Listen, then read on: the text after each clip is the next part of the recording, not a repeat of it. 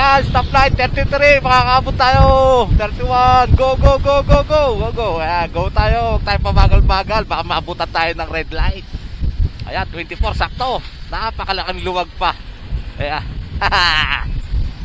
Ayan, tandaan natin mga pangarap, sharing ko lang ano. Pag naka-green ang stoplight, ay kailangan bilis-bilisan natin ano. And then, syempre, ang susunod sa green ay yellow lane. Ay, yellow lane. Yellow light. No?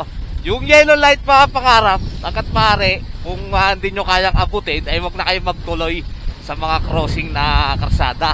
Kasi delikado yan.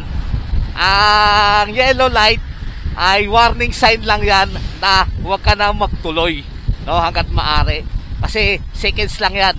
No? 1, 2, 3 at magre-red na yan. Napakahirap yung mabitin the red light ka tapos mag-go-go yung kabilang lane.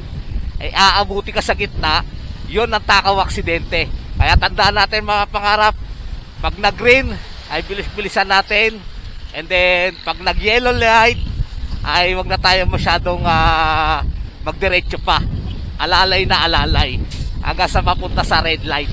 Pag nag-red light, antayin na natin na mag-green ulit. Okay guys, no? Antayin na natin mag-green ulit tsaka tayo mag-boom para buhay safety makaka-driver. Ingat tayo. Alam natin ang pakasada talo tayo mga driver. Ingat tayo. Good morning. God bless. I love you.